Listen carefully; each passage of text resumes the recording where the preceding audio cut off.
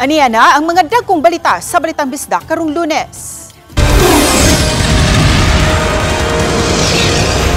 Lain-laing LGUs nangandam sa Bagyong Tino. Mga residente nga anaa sa delikadong lugar gipabakwit. Pinakaulahing sitwasyon sa Eastern Visayas atong sayran. Ug mga residente midagsa sa mga tindahan. Kini ang GMA Regional TV, Balitang Bisdak. Maayong hapon, ako si Cecil Kibod Castro. Pipila ka mga talisay nun nga nanimuyo haduol sa baybayon, mihikling na sa ilang mga panimay tungod sa kahadlok sa posibleng kadaot nga dala sa Bagyong Tino. Ano ang report ni Fem Marie Dumabo? Palihog, pagdala lang sa mo sa inyong paniodto, manghihapon sa inyong mga dawa, ang barangay na mong sa inyong pamahaw. Palihog, pagdala sa inyong mga importanteng damit. Nagrekorida na ang mga sakop sa barangay disaster sa barangay Poblasyon Talisay City aron pag-awhag sa mga nanimuyo daplin sa dagat sa paghiklin na samtang hinay pang uwan nga nasinati. Linaw pa man tuod ang dagat, hinungdan nga ang uban, nalingaw pa diha sa ilang paglangoy-langoy kaganihang udto. Hinuon matod sa mga molupyo nga karong hapon mo-evacuate na sila. Ganing uban kanila nagpaabot na lang sa sakyanan sa barangay nga muhakot kanila paingon sa evacuation center. Matod nila, natagam na sila atol sa pag-igo sa Bagyong Odette niadtong 2021, diin nabanlas ang ilang mga panimay ug nabutang sa peligro ang ilang mga kinabuhi. Amo pang gikuan ang kuan mo tiyo ba na dire? Kisa man kanang Nadiri. Di lagi kalakaw. wala inyo nga ipauna. Oh, wala pa may mual sagod, nagkuan pa man. Paabot na mo kasakyan. Oh, arera na mo sa Sam. Di mi paabot sa unos kay pareha sa unang kuan niya. Tanong sa Odette. Para Tagam na ta? oh, tagam na oy. Bakwit na. Oo, sa oras at kaniha pahawa. Mga alas 10 sa buntag, karong buntag. Oh. Di mo nang kita-safety Oh, safety lang daan kay kuya ra ba kay ni? Sentro ra ba ta sa Bagyo? Oo. Mo na mangandam ta daan. Natagam na ta itong... Oh, katong audit mo na. Kapatoy kabalhinan kuya kay to wa pa daghang casualties nga to kung may kinaagi evacuation center. Hinuon mihangyo ang barangay nga magdala og pagkaon ng mga mo-evacuate karong adlaw alang sa ilang panihapon. Samtang ugma, abagahon na sa barangay. Naagid mi tanan, mauna magkuan mi sa panginahanglanon sa mga tao. Nya ay pang-asay na asa ang mga evacuation centers nya. Sila mag-provide sa ilang panggalingon. Oni udto panihapon nya ilahang mga habol nya ugma kami mo provide sa pamahaw. Kay nangumpra pa mo mi karon mo. Until tingali og kon maabtan ting paniudto ugma kay sa atong sa forecast murag sa ugma amam mo sa ilo naman no. Matod sa barangay nga karong hapon mopatuman na sila og forced evacuation. Adunay tulo ka evacuation site ang barangay Poblasyon. Samtang ang mga sakyan nga gamit diha sa pagpanagat ang gipahimutang na sa mas taas ug luwas nga dapit. Sakayan unsa man niya? Ako lagi pababaw kay panginabuhian ra ba to namo. Safety na makuha niya to dami sa tumoy kuya kay wa nagi koy panitaan niya. Taga-adlaw ra ko munagat. Samtang sa barangay Dumlog, ana-ana sa usa ka gatos ka pamilyahan o kapin sa 400 ka mga individual ang ni-evacuate na sa tulo ka mga evacuation center kaganihang udto. Usa na niinang Dumlog Elementary School. Matod sa usa sa mga kawani sa Dumlog Barangay Hall, nga sayo pa lang nipahimutang na sila sa ilang rehistrasyon. Niadtong Sabado, nakigtagbo si Talisay City Mayor Samsam Gulya sa tanang mga barangay kapitan, mga department head, ilabi na sa CD, RRMO, CSWD, City Toda ug uban pa, aron sa pagpangandam sa posibleng epekto nga dala sa Bagyong Tino. Full alert usabang Talisay City Police ug alerto na usabang ilang quick response team aron mo patuman sa kahapsay ug kalinaw ilabi na sa mga evacuation site. So dili sa Talisay City is that we need to make sure nga kuan mo na ng kanang di man gud na to pwede i-discount na na possibility nga kaning mga criminal elements will take advantage of the situation, no? So our anti-criminality teams are also in place. At the same time, our uniform personnel are ready na po for any eventualities and full alert status na ta. Oban ni Cleofer Lumaya, Gogrod, Prado. Fem Marie Dumabo. Balitang Bisdak.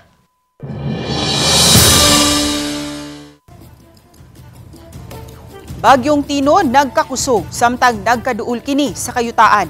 Matod sa pag-asa, susama sa bagyong Odette o baka bagyong Yolanda o kaha bagyong Ruping ang track nga subayo ni ini. May unsay labing uwahing kalambuan sa maong bagyo.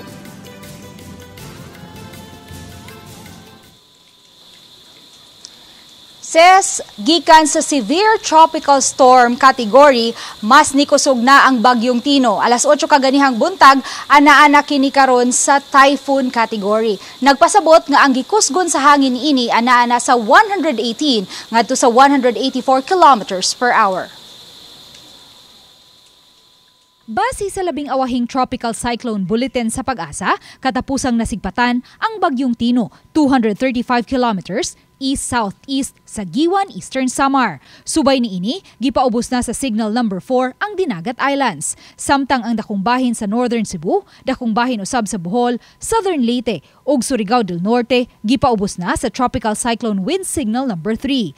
Ang nahabiling bahin sa Sugbo, Bohol, Biliran, Samar, Eastern Samar, Negros Oriental, Siquijor, Negros Occidental, Antique, Capiz, Iloilo, Aklan, Camiguin, Agusan del Norte ug Agusan del Sur gipaubos sa signal number 2. Samtang signal number 1 ang pipila ka mga dapit sa Northern Mindanao ug Southern Luzon.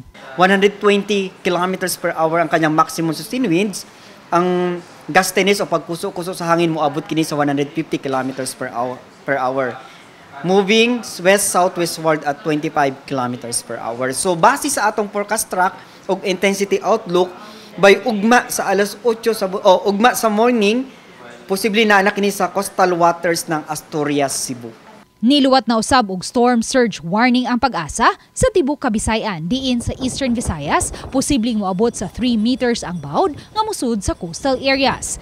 Samtang sa Cebu ug sa ubang bahin sa Central Visayas, posibleng moabot sa 1 to 2 meters ang storm surge. Initially, ang atong first landfall diha sa may possible Eastern Samar, Leyte, Southern Leyte or Dinagat Islands karong gabi or ugma sa buntag tomorrow morning. And then mo traverse sa Visayas, which is sa atong latest forecast track, posibleng moagi sa Northern Cebu. But considering the cone of confidence, posible pa kining munaog up to Central Cebu or southern portion of Cebu. Matod sa pag-asa, posibleng moabot sa 150 ngadto sa 165 kilometers per hour ang gikusgon sa hangin sa bagyong Tino sa di pa kini mo landfall. Apan wa pa hingpit gipadaplin sa pag-asa ang posibilidad nga mamahimo kining usa ka super typhoon. Sa pagkakaron, wala pa'y gitumbok nga lungsod o baka dakbayan sa Sugbo diin mamahimong mo landfall ang bagyong Tino. Apan matod sa pag-asa, susama sa Super Typhoon Odette o baka sa Super Typhoon Yolanda o baka sa bagyong Ruping ang subayon nga track sa bagyong Tino. Samtang base sa record sa pag-asa, natala ang labing daghang nabubo nga uwan sa Sugbo atol sa bagyong Ruping nga niabot sa 276.1 mm sulod sa 24 oras. O posibleng masusama ang masinating gidaghanon sa uwan sa Sugbo ning bagyong Tino sa gidaghanon sa bagyong Ruping kay base sa weather advisory sa pag-asa ug mga adlaw, nalakip ang tibuok lalawigan sa Sugbo sa red rainfall warning, nagpasabot sobra sa 200 mm ang masinating gidaghanon sa uwan sulod sa 24 oras. Which is critical kini sa atong mga flash floods and landslide prone areas.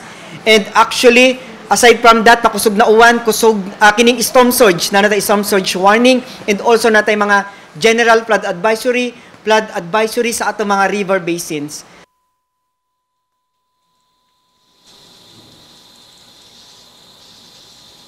Ses, matod sa pag-asa, dili ang ngayang kakumpiyansahan ang bagyong Tino tungod sa dala ni ining daghang uwan ug kusog nga hangin. Busa mas maayo pa nga nasubrahan kita sa ato ang pagpangandam kaysa di kita makapanagang sa dalang kadaot sa bagyong Tino. Ses?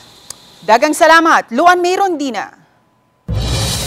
Bisan pa man kung gipaubos na sa Tropical Cyclone Wind Signal number 2 ang Central Cebu, sukad kaganang buntag, mercy trip alang sa mga ferry boat gikan sa Angasil Port paingon sa Olango Island gitugutan.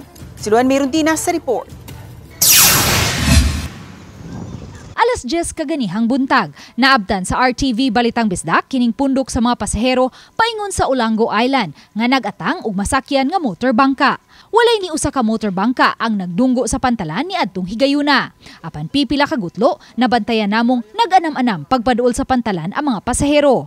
May nagdanga-danga di ay nga ferryboat gikan sa Olango Island. Matud sa tig-issue og ticket sa naasoing ferryboat, may upat ka Mercy Trips nga gitugutan sukad alas 6 kaganihang buntag aron lang makauli ang mga pasaherong natanggong sa Olango Island tungod sa adlaw sa mga minatay. Ug aron usab makapauli ngadto sa isla ang mga nanrabaho sa mainland Lapu-Lapu. Sa pagkakaroon na wala ra gialaw nga biyahe ang katurang mga manglabangay karon mao ra toy gisilbi taganag chance na mahatod man ba. 6 ganiha nag-start nga karon mga 10 mo na siya last trip.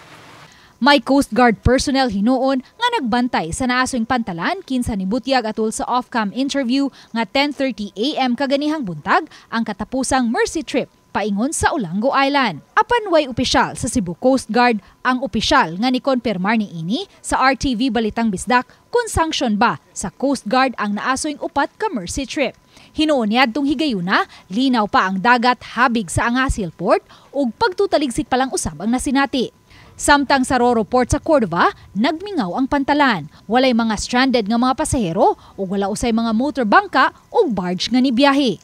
Matod sa tourist police nga nadistino sa dapit, alas 6 pa lang kagabi. Wala na gitugutang mga biyahe, mapa-island hopping man o paingon sa Bohol. Wala na nibiyahe gyud ma'am, kay ipa-hold na tanan biyahe sa Coast Guard ma'am, gapon sa alas 6 gabi. Kumusta man nabay mga nag-abot-abot pagidiri nga ni at suway ug apas ng mga pasahero? Wala na gyud mga pasahero ni ari na diri kay gipahibaw naman sa taga LCT nga wala na biyahe para karong adlaw. Samtang gipanghipos na usab ngadto sa mas luwas nga dapit ang mga pang-island hopping nga mga motorbangka, lakip na ang mga baroto ug mga sakayan nga pangisdaan. Apan may usa pa gayud ka mananagat nga nisungasong pa sa dagkong bawd kaganihang buntag. Gikan sa Bohol, paingon sa Cordova, dala ang 90 kilos niyang isda nga kuha nga ibaligya nila sa merkado sa Lapu-Lapu. Gusto ni kayong bawd? Ikuyawan ko nun sa mga nanamis lahat, largo lang mi diri. Nidritso na lang mi diri kay sa mga isda nanamis lahat, bark misagi may pang largo na lang mi diri. Samtang ang ubang mga mangingisda nga wala pa nakahipo sa ilang mga sakayan kagahapon, kaganihang udto pa nagsugod paghikling sa ilang mga sakayan ngadto sa mas tago nga dapit. Uban ni Godfrey Rilien, Luan Merondina, Balitang Bisdak. Kini ang GMA Regional TV, Balitang Bisdak.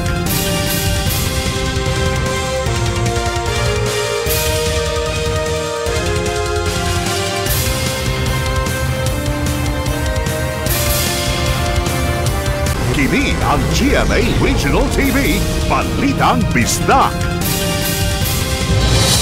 Usa ka department store sa Barangay Poblasyon sa Talisay City, sugod pa kagahapon, gidagsa sa pipila ka mga talisaynon aron mamalit og gamit pagpangandam sa epekto sa Bagyong Tino. Ani ang report ni Marie Dumabo. Puno-puno kaning tindahan dinhi sa Barangay Poblasyon Talisay City ganihang udto. Apan dili mga pagkaon ang gidugukan nga paliton, kundi mga gamit sama na lang niining gagmay nga solar panel nga dunay suga. Gani matod sa usa sa mga tindero nga kagahapon pa lang daghan na ang namalit niini. O gali hurot-hurot ng ilang tinda. Para extra nga charging and para accommodation sa nga well nga kuan. Okay, guys, para ma-accommodate og tarong makita ang mga butang and for emergency use. Kay kung simbako. Yes, simbako mag-burn out or unsa man gaya may tagdili. Gan sharon di ilang kinahanglan ko kay nila. Kay paron sa Bagyo? Para sa Bagyo kuno nandam la daan. Matuwag ba nato ga panic buying or sa bag? Panic buying ana gyud. Panic buying. Mga pila ka solar na inyo nahalin ron? Ganda kan ma'am. Buying na kita. Wala, 50 ka pina? Pin pa. Amo ba mga 100 na? Mas hapon daghan. Ang uban usab sa palit kaayo ang mga flashlight, di battery nga suga ug ang mga battery mismo. Samtang uban namalit og mga kapunduhan og tubig, mga habol ug uban pang magamit sa ilang pag-evacuate. Ang uban ang namalit usab og trapal og floor mat aron itabon sa ilang mga gamit nga ilang mabiyaan atol matod pa sa ilang pag-evacuate. Floor mat ako itabon sa akong gamit ba. Kanang i-evacuate ninyo? Evacuate na mo kanang kuan. Magdara ko gamay nga bag. Ang mabilin akong tabunan sa para di kaon kay mabasa. Sumiti sa kuan, balhinan kay man ko'y gamit sa akong balay kito amos bukid. Ini ato man ako diri niya. Halit na lang ko para na ako'y kuan. Gamit mo taon habol. Habol jud tantik bata akong kauban. Matod nilang mas maayo nang nasubraan sa pagpangandam kaysa magbasol na kung grabing mapiktuhan sa posibleng pagkusukuso sa Bagyong Tino.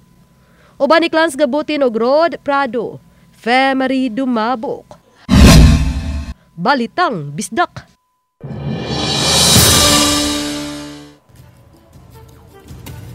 Alerto karon ng Eastern Visayas sa nagsingabot nga Bagyong Tino. May pahigayon na usab sila og preemptive evacuation sa mga nagpuyo sa delikadong dapit. Nico, nabatyagan na ba ang bagyo sa imong himutangan?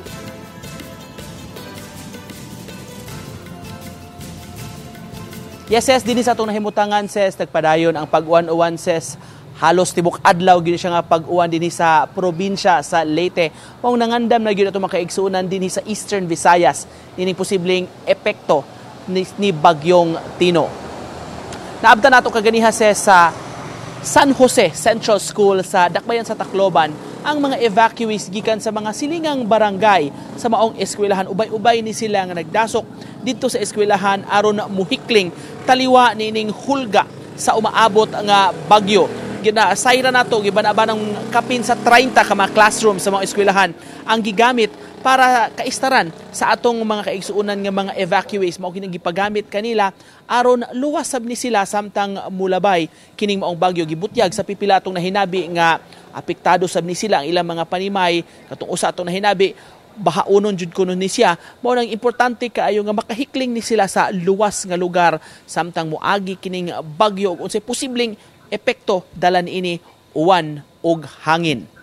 Dili lang sa Tacloban City hinuon sa uban pa nga mga LGUs dinhi sa Eastern Visayas subsub ang pagpangandam sama sab sa lungsod sa Giwan sa Eastern Samar. Gihimo sa atong makaigsuonan didto ang preparasyon paghigot sa ilang mga kabtangan, paghipos sa ilang mga bangka o ilang mga panagatan aron nga maluwas kini sa posible nga mga dagkong bawd nga muhapak sa ilang kabaybayunan. Ang mga taga-isla sa Homonhon aron masiguro hikling na lang sabdaan ang mga residente kay gipaubos man sa red alert ang tibuok lungsod sa Giwan.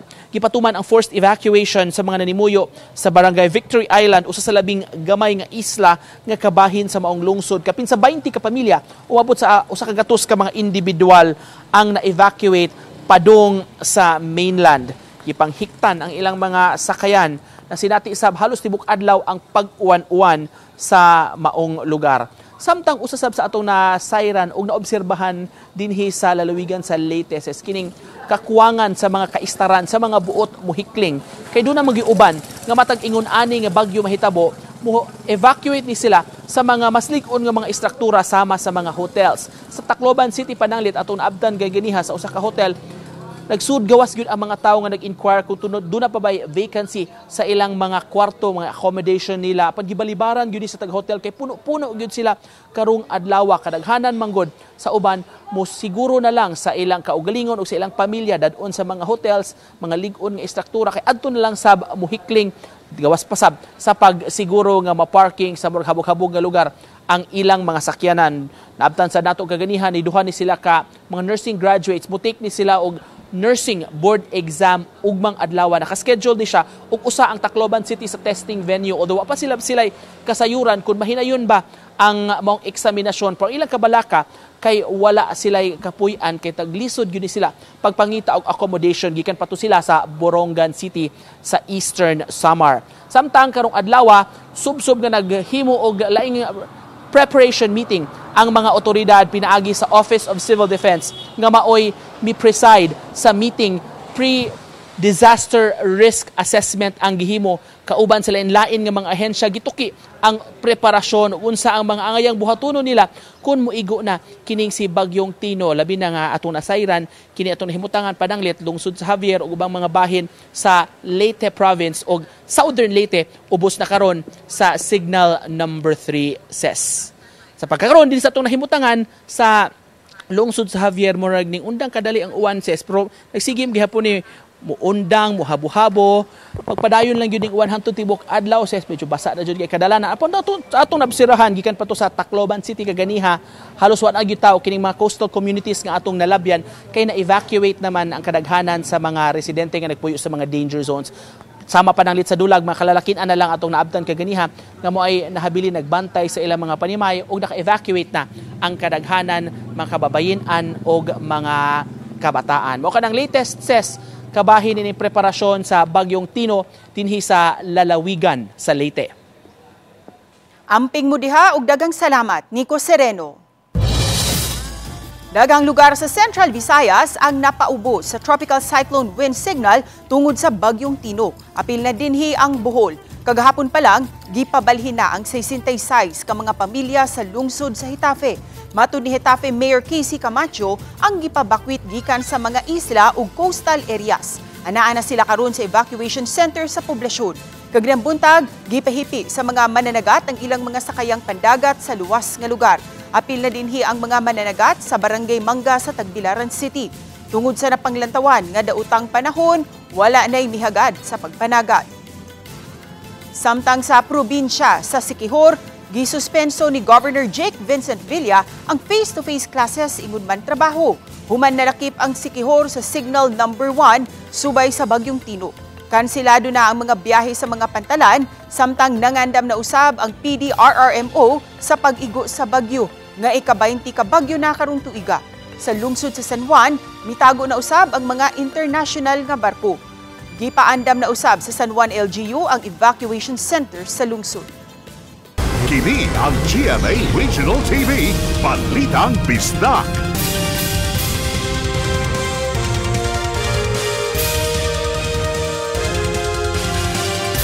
Kini ang GMA Regional TV, Balitang Bisdak.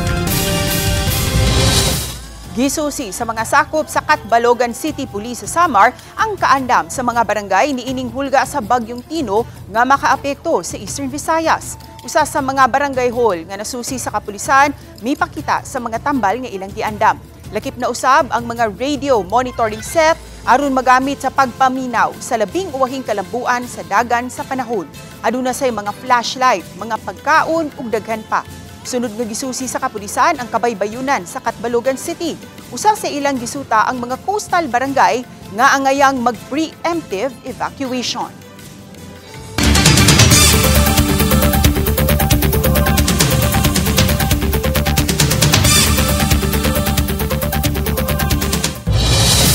Daotang panahon na sinati na sa pipila ka mga lugar sa Negros Oriental. Atong siren sa report ni Fem Marie Dumabo.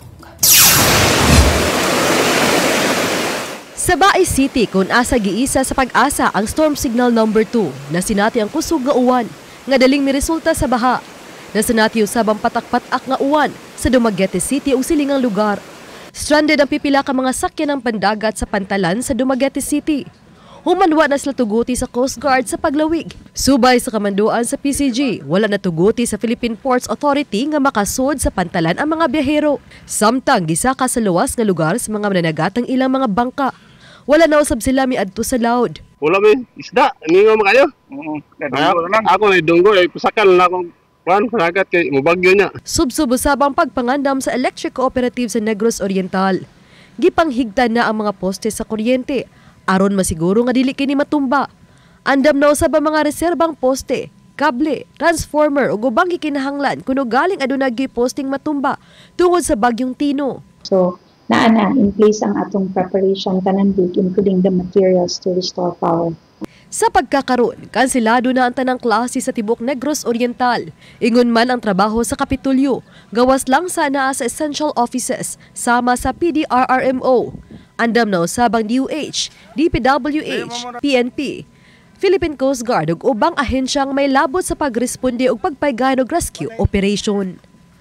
Uban ni Clans Gabutin, Fe Marie Dumabok, Balitang Bisdak.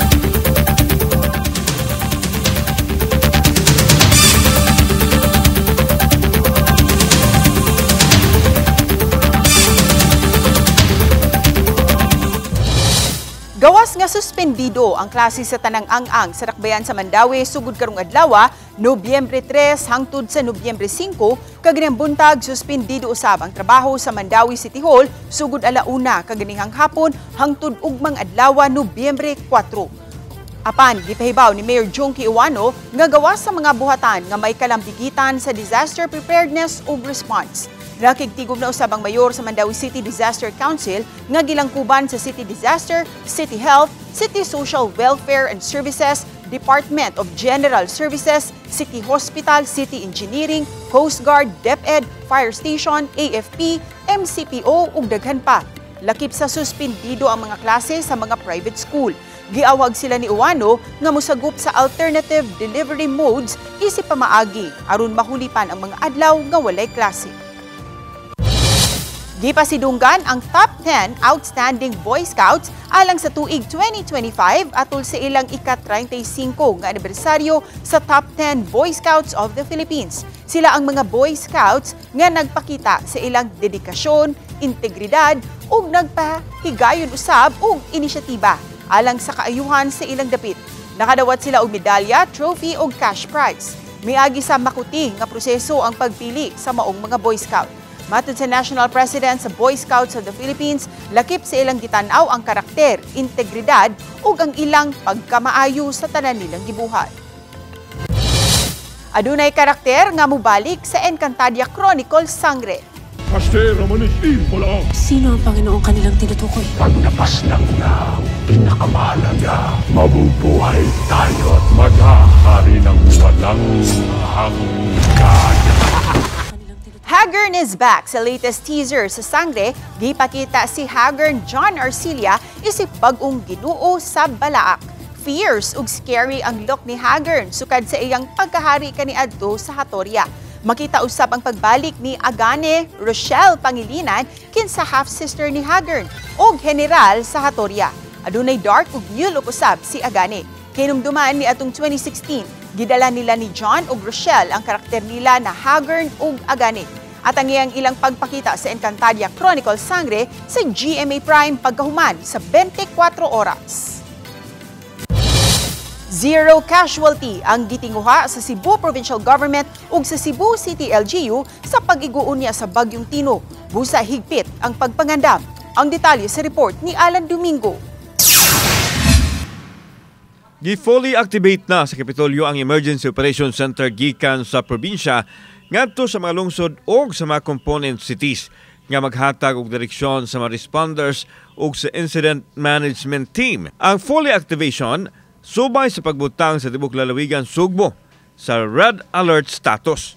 Gipaningkamutan sa probinsya nga luwas ang tanan sa pag-igo sa katalagman. Lakip sa gitutukan sa Kapitolyo ang kahimtang sa mga nagpuyo sa 10 cities sa amihanang Sugbo nga dali ra luparon sa kusog nga hangin sa bagyo. Kani siyang red alert is also instructing the LGUs to conduct preemptive evacuation. Ang mga islets usab ang hingpit nga gibantayan, lakip ang Bantayan Island o Camotes Islands.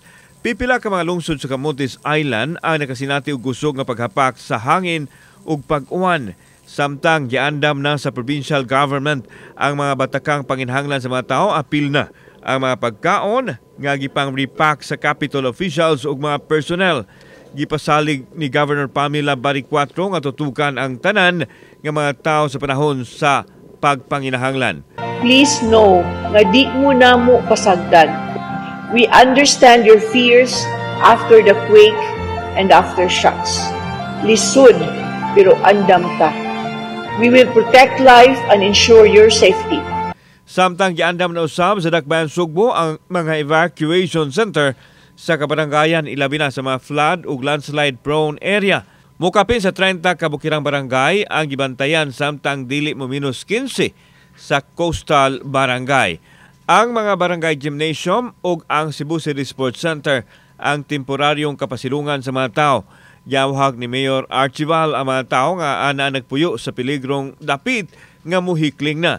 Apan kung magmagahi, posibleng ibatuman ang forced evacuation sa mga tao. Ang atong city government is ready.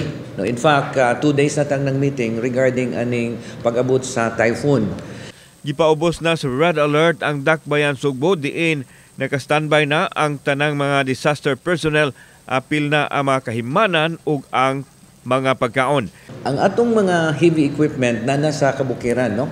Na sa Budlaan, na dito sa Pamutan, na dito sa Guba, na dito sa Siraw. So every time na ay mga eventualities, let's say landslide, automatic na silang mag-spread. Samtang nanganda musab ang Cebu City Police sa pagresponde o galing adunay mga nagkinahanglan nga ilahang tabangan. Nanata naka-standby na diri, continuous ang atong heightened alert, ato ang mga personnel nga gideploy na ana diri sa ato ang kampo. Kauban si Clover Lumayag, ako si Alan Domingo. Balitang Bisdak. Kami ang GMA Regional TV Balitang Bisdak. Kinatibukang puwersa alang sa mas dakong misyon ug mas halapad nga pagalagad sa nasod. Mga kapuso, 52 days to go na lang sa dili pa ang Pasko. Pag-amping kitang tanan ug pag-ampo, mga kapuso. Mayong hapon kanatong tanan.